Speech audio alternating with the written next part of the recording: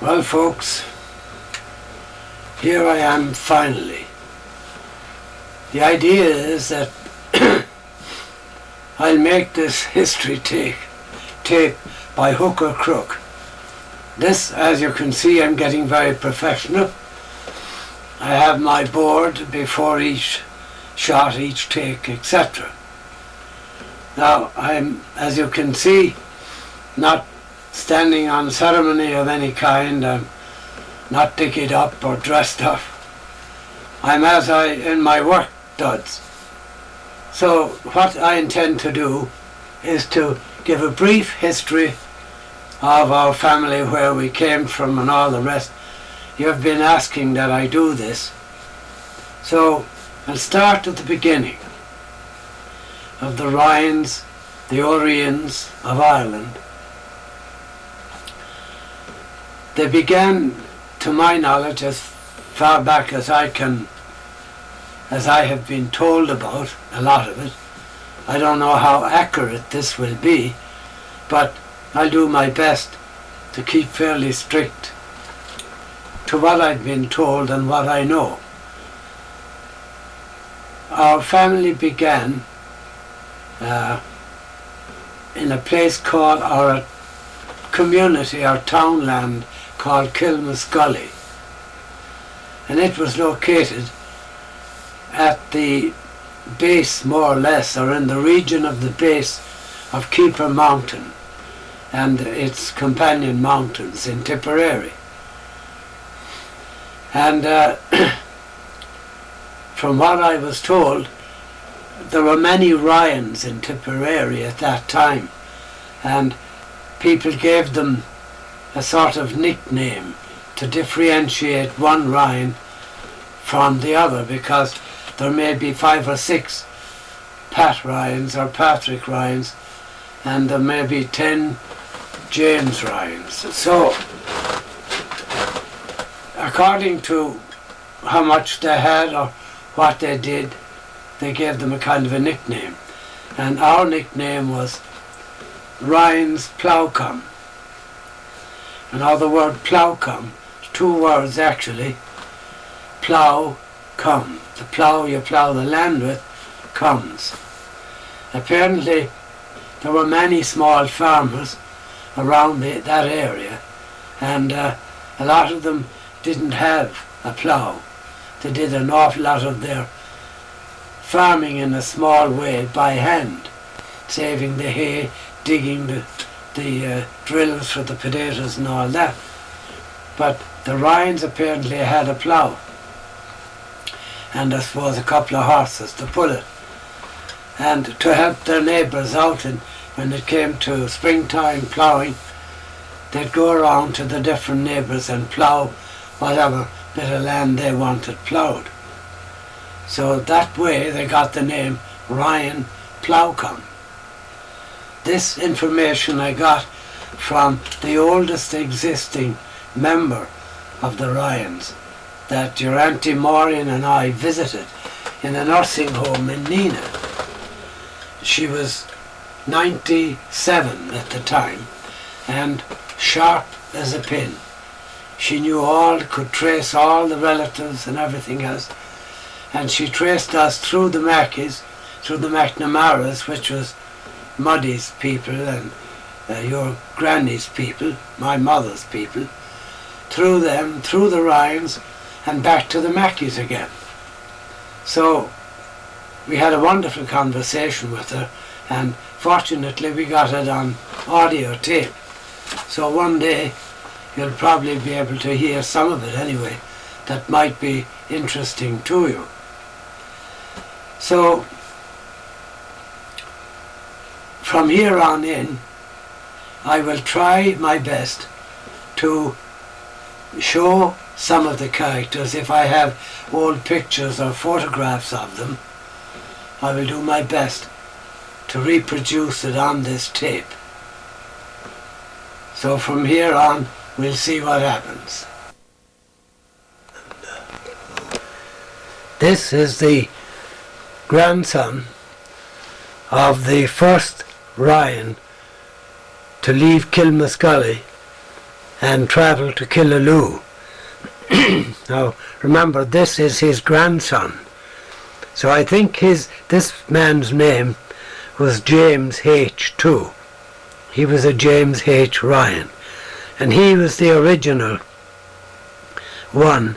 He'd be your great-great-great-grandfather, I would say.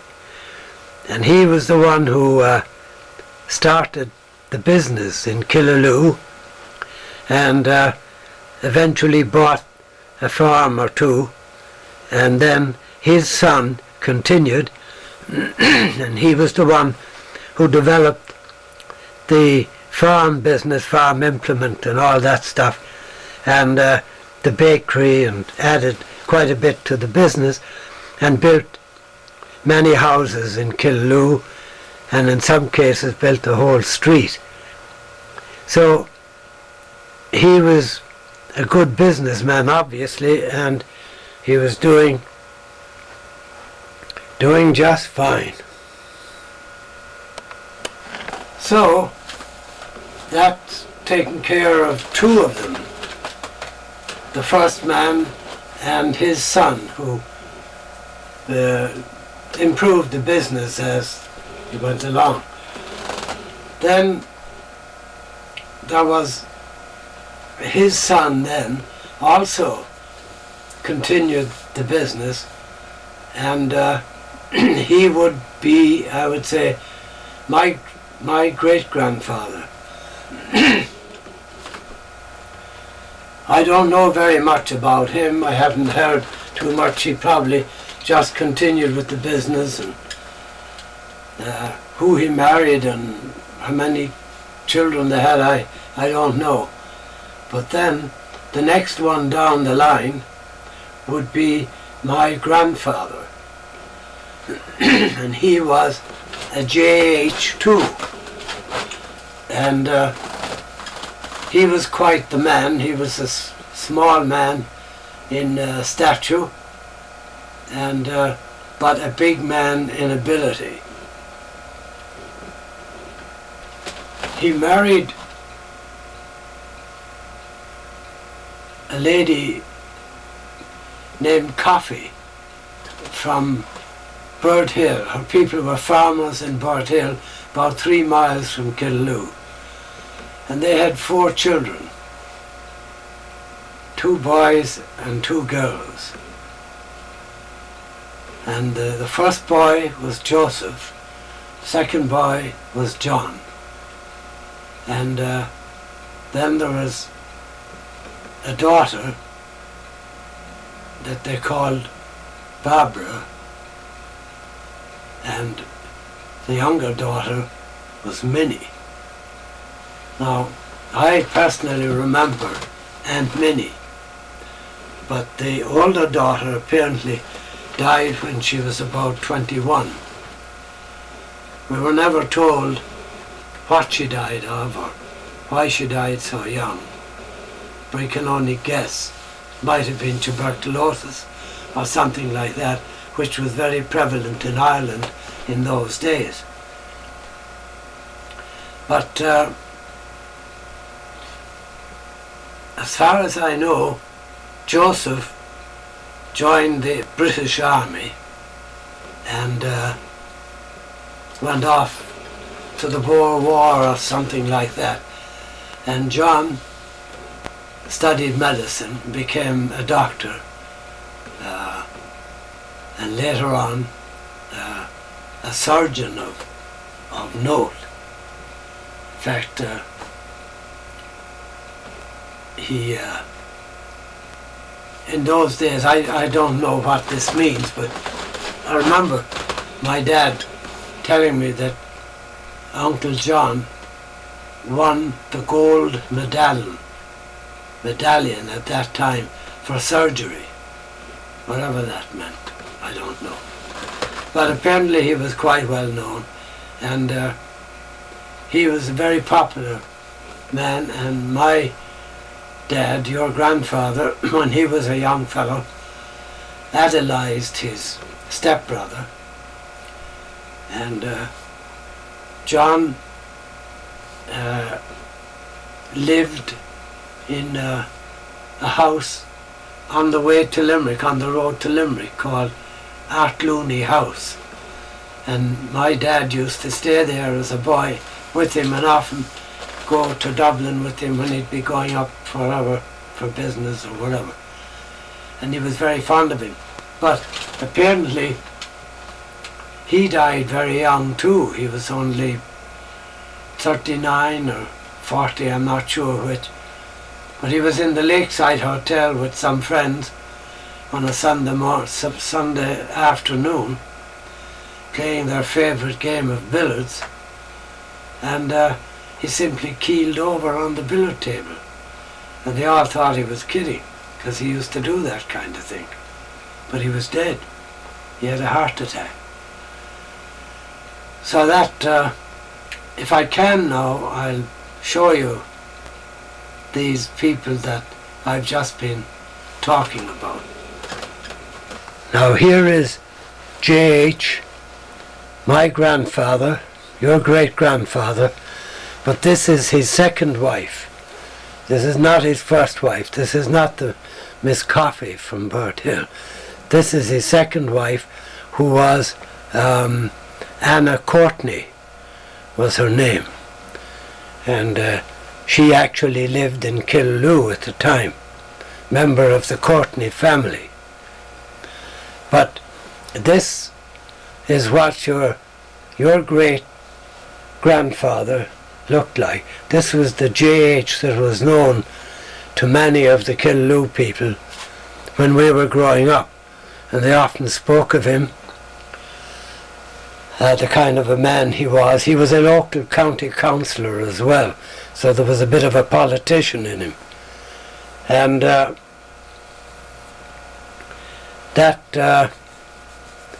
is what he looked like. I didn't know him. He was dead before I was born, so I didn't have the pleasure of knowing him.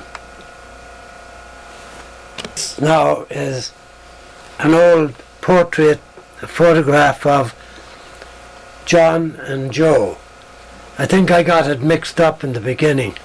John was the older son, the first son, and Joseph was the younger one, the guy who joined the army and went off to the Boer War.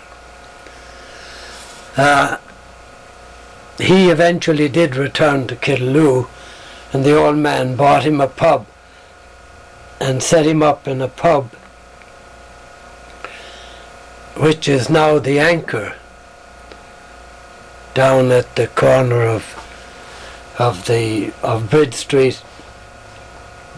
That was the original pub that Grandad Ryan bought for Joe. But as I said before, John went on to do medicine and became quite a well-known surgeon. Unfortunately, he died young. So my family, of course, hadn't a chance of knowing any of these. This was way before my time, as they say. So these old photos that I have are not all that good, but they'll give you some idea anyway. This history right now will be bits and pieces, because I'm putting it together as I go along.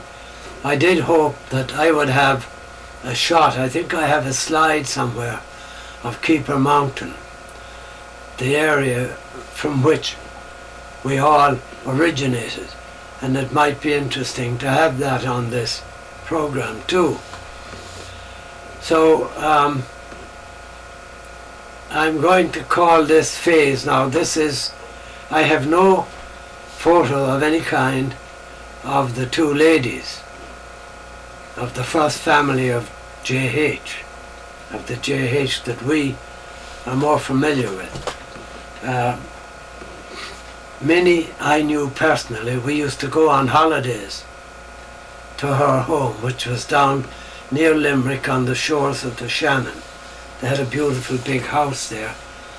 Her husband was the local county engineer, Bill Holmes. They had no family. and so they used to take us down. We were the step nephews, I suppose, and we were the nearest thing to family to Aunt Minnie. So we had many a good time down at Partine House, they called it. So far I may just call this now, we've dealt with your great-granddad's first family. So we'll call this the first take, if you like. So what I'm going to do now is, in the next phase, I'm going to change the mic, because the sound wasn't so good and I have to shout to be heard. So I have a bigger mic, one I bought recently, a kind of directional mic, and I'll try that.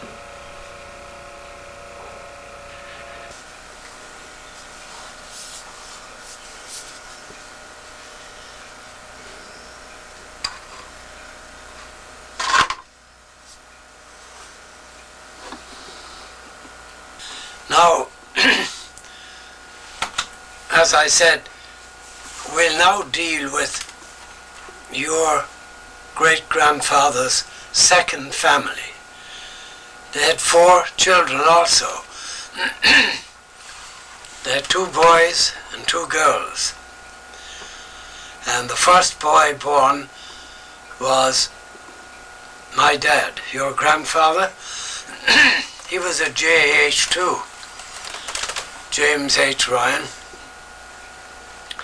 And next to him was a girl born. Evelyn was her name. And another girl was born then, which was Lil. And finally, a boy was born last. He was the youngest. That was Morris. Now, I'll show you Morris in a minute, and we'll give you a little bit of his history to see what kind of horse thieves we come from. So I'll just let you have a glimpse first at Morris. Before I go on with the rest of this, before I leave Grandad's first family, this is the only portrait that we have of the 2 families together, or parts of the 2 families. Here you have the lady in the background is Barbara of the first family. She's the young lady who died at 21 or so. Then right in front of her is Evelyn, the oldest daughter of the second family. And beside her, on the right hand side, is Lil. And sitting on the floor, looking like a little girl too, is Grandad, my father. So this is the only shot now that I have of any part of the 2 families together.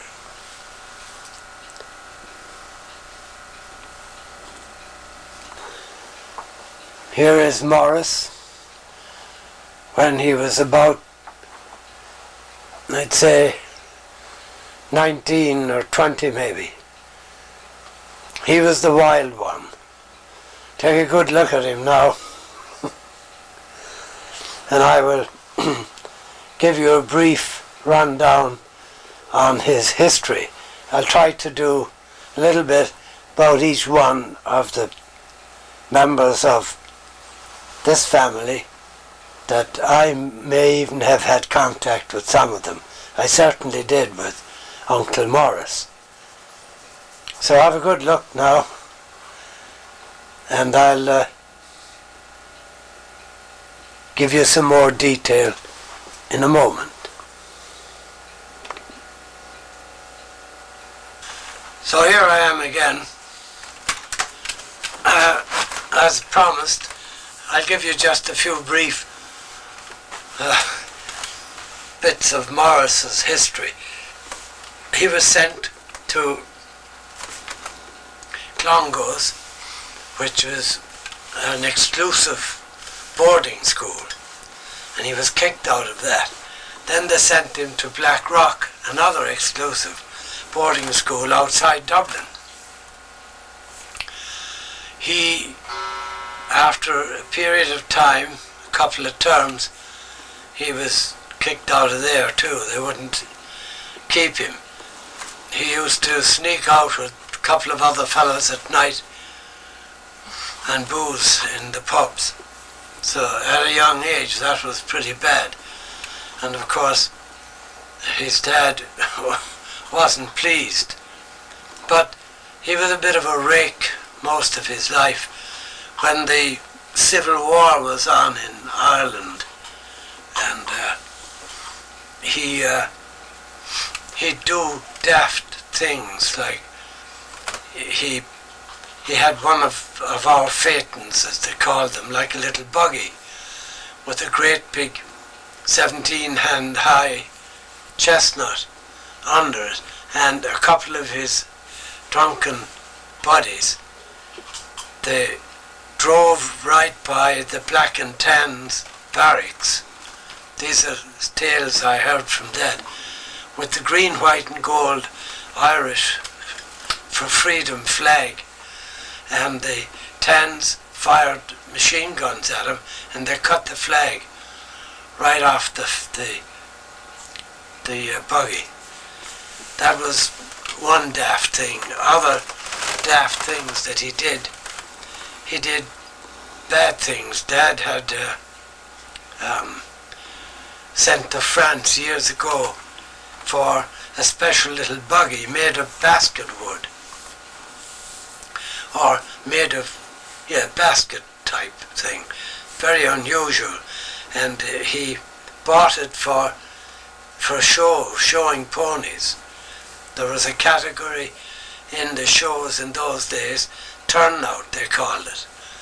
The pony and the whatever it was drawing, its harness and all that was taken into consideration, including the appearance of the driver sitting in the seat and all that. And Dad had a wonderful pony that won a lot of shows in many other categories, Molly Bawn, and he was going to enter her in the Dublin Horse Show, the big one, with this particular phaeton. But a couple of nights or days before the show, Morris, in one of his drunken stints, took a horse, put it under the new phaeton that was for show purposes only, and drove it like a madman through the town, and went down, apparently down Bridge Street. Any of you that know Bridge Street, it's a straight down to the Shannon, and then to go either way, rather than going over the bridge, one has to do a right angle turn, right or left. And he wanted to go to Scariff out the left turn. So he was going so fast, and this horse was a bit big for this phaeton, turned quickly the left turn, and the phaeton just left the ground with Morris on it, smashed off the wall of the canal. Morris went flying in over the wall into the canal, and the phaeton was in pound pieces. The horse took off frightened, of course, with the phaeton dragging behind it, and kicked the phaeton several times and made bits of it. So that was a terrible situation. That didn't endear Morris to Dad at all, and he was just bumming around at home at the time, and living more or less off the home. And Dad was the one who was supplying the wherefore-all for the whole place, and he was keeping this fellow who was no good at all. It ended up finally with Dad and himself having a very serious disagreement, and he kicked Morris out of the home. I only knew Morris when I did know him for a while when he was actually living in the home. I was living in Rose Cottage at that time, but we used to see him come in with his buddies into the house when we'd be down there in Church Street. And he'd come in drunk and that sort of thing. We didn't like him a bit.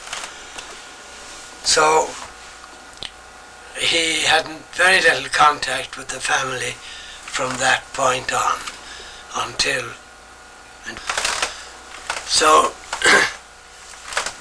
to finish up with Morris's history, as you know, I think I said before, the family had 3 farms. One was called Rula, and it was land across the Shannon in County Tipperary, behind Ballina. You could see the land from our front window in Church Street. That was Rula. Then there was another one, Kilestry, which was on the road to Limerick. And the third one, Newtown, was on the road to Scariff, up by the edge of the lake. So apparently Morris was given Rula to try and straighten him out and deal in cattle and that sort of thing. But apparently he lost the farm through drink. And but to give him his due, I don't know how this came about, but in his later years he straightened out completely and over the years acquired a great knowledge of both horses and cattle, and was the buyer for the army for horses for a while and made quite a bit of money. And whether Dad gave him Kilestry or not, I don't know, but when we were growing up he had Kilestry then and was dealing in breeding cattle and all that sort of thing. So he got on quite well, and at a very late age, in his late 50s, he married a spinster, middle-aged lady from Bridgetown. We used to call her Aunt Babs. Anyway, she died after a number of years, and he was living alone, and he had some people working for him. So one morning,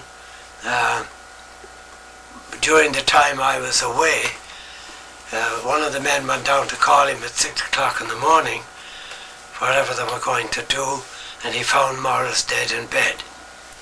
So that's the way Morris ended. So we'll leave that part of it for now.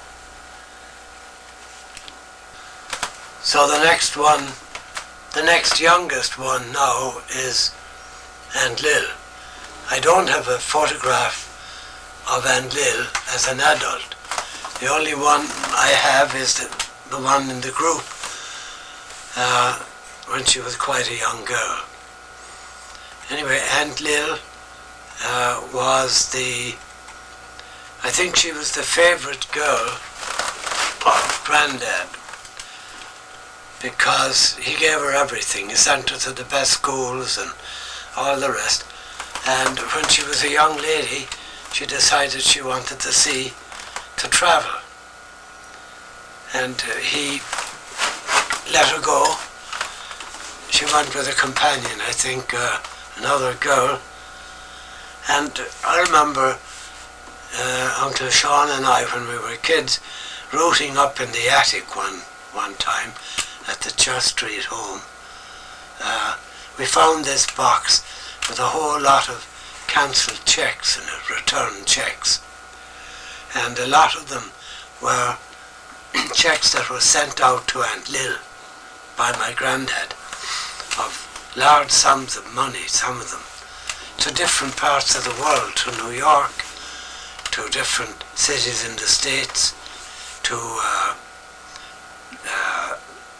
cities in Australia and Paris and places in Europe. So she really had a ball. Finally she came home and she did a bank exam and got into the Bank of Ulster. At that time, a bank clerk had very high prestige. It was a tough exam, but they were very badly paid too. And it was a long crawl to get a decent salary as an accountant or whatever. So, but when she was in the bank, she met another young bank clerk who was working away in the bank, a fellow named Tommy Thigh, and a romance started of some kind, and they finally married.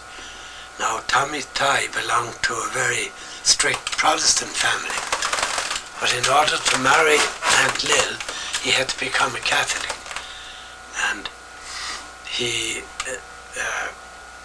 his family didn't care much for that, and there was a bit of a strain there. Anyway, we loved Uncle Tommy. He was a gentle, kind, loving man. He finally was promoted to bank manager and was in different towns as bank manager. And we used to go to them sometimes. They had no children. On holidays, Uncle Sean and I, and we hated going to Aunt Lil because she expected us to be ready for the court to sit at a table. We had to have perfect manners of all kinds, and she made our lives a misery while we were there, correcting us every few minutes. So needless to say, we weren't too anxious to go there. But to make a long story short, they got on very well, and she was all full of la-di-da business, very snobbish type of a person. Uncle Tommy, every time he came to visit, always gave us a little present, and to us it was no little present. It was nearly always a £5 note. To a kid, that was a fortune. And he'd make excuses and ask us to take him out to the stables to show him the horses or the cattle or whatever. And when he'd get us out there, then behind her back he'd slip us this money. And we wouldn't say a thing about it, of course, until he was gone. Then we'd tell Mother and all the rest, and we'd be using that £5 for weeks to come. Anyway, Uncle Tommy then was transferred to the Ulster Bank in Limerick, and a very sad situation occurred. Nobody knows why or how, but one morning he went out to get in his car or to do something in the garage and didn't return, so Aunt Lil went out to see what was keeping him, and he was dead in the car with the engine running and the exhaust fumes had killed him. And it was said that he did it actually deliberately, committed suicide. Now, he was in his, I'd say, late 50s at that stage. So Aunt Lil then had a big pension, of course, from the bank, and she lived very comfortably in Dublin in her own apartment for a number of years before she died. She had all her crony friends who played bridge and all that sort of stuff. Anyway, that was the end of Aunt Lil and her marriage. Dad used to say to us, and this is between family, of course, alone, that the marriage was never consummated.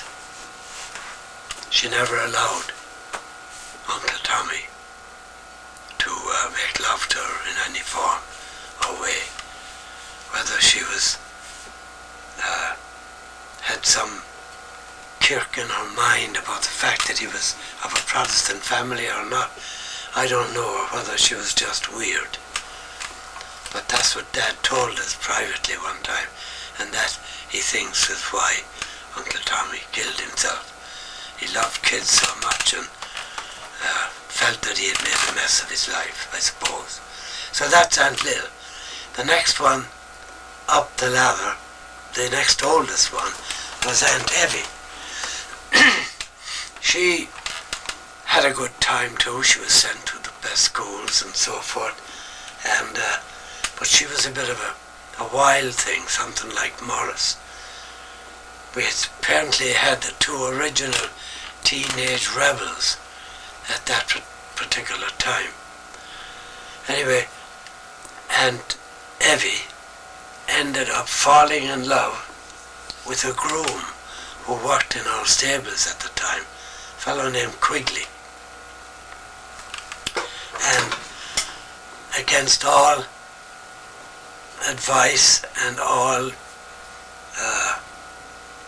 demands by her father and everybody else, she ran away with him, eloped, and married him. And he joined the British Army, and they were all over Egypt and everywhere else, apparently, for a long time. So we didn't see or know Aunt Evie at all until the later years, when they returned. And of course for the Ryans, there were the ex-soldier cottages that ex-British soldiers were given by the British government to live in Ireland at a very small rent, and but were looked down on by the Irish because they were people who fought for England, and they were usually private soldiers, so they were uneducated types of people and were regarded as the lower classes. So Aunt Evie arrives back with one of these while the family were still lording it in Church Street, which was a real kick in the pants to them, and it was like the skeleton coming out of the closet. However, we as children had little or no contact with their children, and they had 7 of them, until later years, till we all became adults. We didn't even recognize them as relatives at all, which was very bad. But that's the way we were indoctrinated to think in those days. So that was Aunt Evie. She eventually, my mum, Aunt Evie became ill. She had nervous disease. She'd always thought she was sick the whole time. So Mum used to take her out in a pony and trap for trips out the country, and take us with her sometimes just to sort of cheer her up. Eventually she died anyway, and so did her husband, Michael Quigley. And that was her little stint. Then finally was the oldest member of the second family, which was of course my dad and your grandfather. And here he is. That's my dad when he was 17 or 18. And I think he was just after leaving college at that time when that was taken. But as you probably remember, the old original photograph, he had his mouth open and he looked ridiculous. The photographer should never have taken him and then printed it as a portrait with his mouth open. Fortunately, his grandson, who is an expert at computer graphics, took it on hand and closed his grandfather's mouth, which now makes him look quite respectable, don't you think? Well, that's your granddad, my dad, and now we'll deal with him.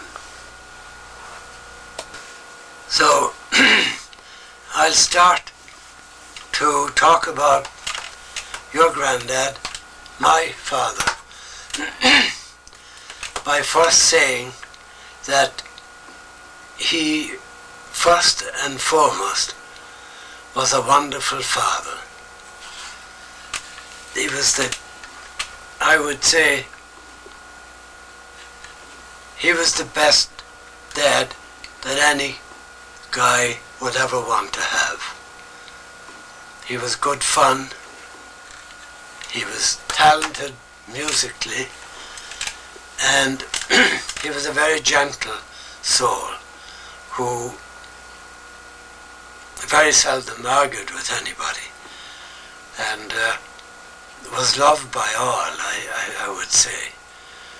He had a great reputation and name in the district as a kind person, which used to make us very proud as kids when people would discover who we were. Farmers and the places that we'd possibly visit as young kids. And the first thing they'd say, "Are you J.H.'s son from Killaloe?" Oh, and the red carpet would be rolled out for us.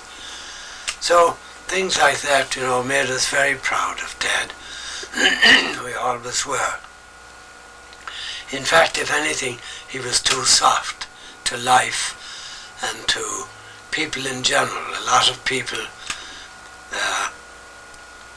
took advantage of his kind nature and stole things from him and would borrow things and not bring them back and all that sort of thing. But Dad was the oldest member then of old J.H.'s second family, and he was sent also to Blackrock College, where he was educated, and then he was to go on to further studies.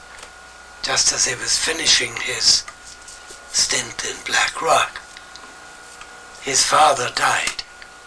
The old man died.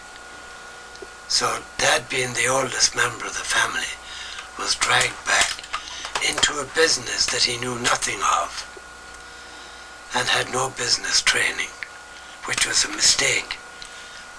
For the old man should have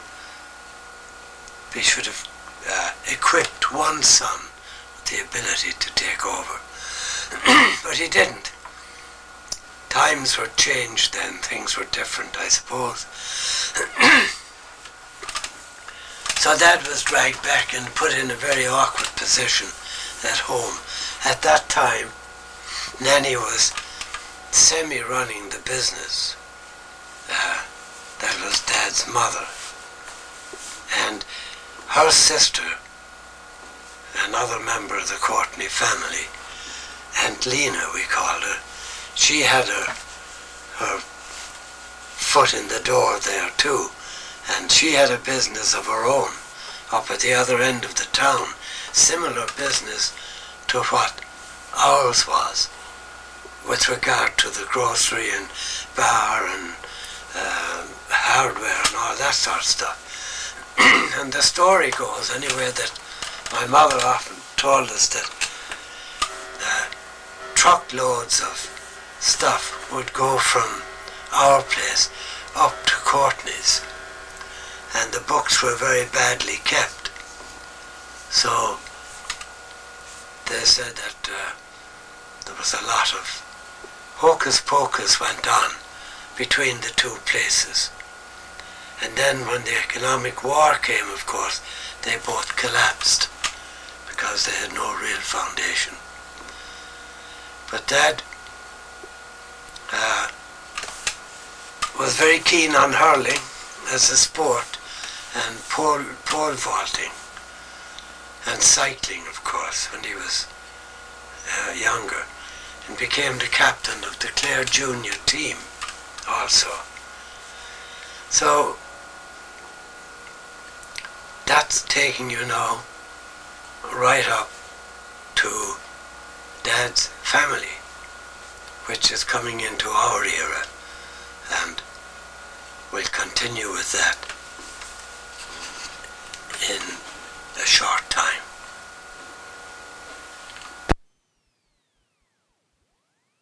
I'm going to give you a second look at Dad, or your granddad. To look at the get-up first of all. His knickerbockers, they used to call them. A kind of a riding breeches down to the knee, and then long socks, and look at the boots. So just to give you a close-up of what he looked like in those days, I think he looks a bit like Sean, actually. Or Sean seems to have some of Grandad in him. We'll have a look closer now.